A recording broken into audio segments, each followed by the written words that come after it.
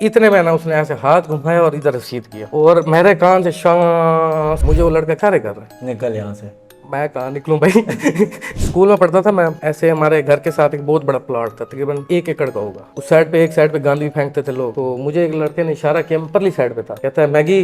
मैंने कहा हाँ, कहता है इधर आ। तो उस टाइम मैंने नहीं देखा क्योंकि एक था, उसको असरात हुए थे। मैं पहले इन चीजों को नहीं मानता था, यूरिन कर दो तो बंदे बेचैन हो जाते हैं, ये है वो है। तो मैंने जब करीब आया ना तो मैंने देखा कि वो बंदा बैठा है, लड़के का नाम था चांद। उसने किस जगह पे यूरिन किया हुआ था और क्या मतलब? वो रेडी पे बैठा था। हाँ। तो मैं ऐसे करीब तकरीबन है ना 50 कदम दूर से है ना आगे देखा मैंने, वो बैठा है, मेरा सांस वहीं पे रुक। उसने ऐसे होलनाक आंखें खोली, रेडिश थी हल्की हल्की, और मुझे ऐसे देख ही जा रहा है। मुझे वो लड़का क्या कर रहा है, निकल यहाँ से। मैं कहाँ निकलूं भाई।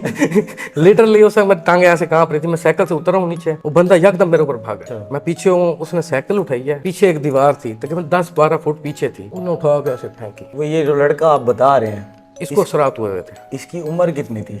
उस वक्त होगी उसकी उम्र 20-22 साल का होगा। और हट्टा कट्टा था क्या? हट्टा कट भाई, यानी कि हेल्दी था। फिर भी अगर 10-12 आप जैसे बता रहे हैं फुट पीछे है और दीवार, बहुत जोर की मारी। साइकिल भी अच्छी खासी भारी होती है, कम से कम इधर फेंक सकता है बंदा अगर। उसने 10-12 फुट दीवार में मारी और तकरीबन काफी हाइट पे लगी। तो मुझे कहता भाग, मुझे समझ नहीं आ रही। इतने में ना उसने ऐसे हाथ घुमाया और इधर रसीद किया और मेरे कान से शांस, और मैं वहां सख्ते में खड़ा हो गया। इतने में वो मेरे करीब आया, उसने ऐसे फिर देखा और वो जाके पीछे रेडी में बैठ गया।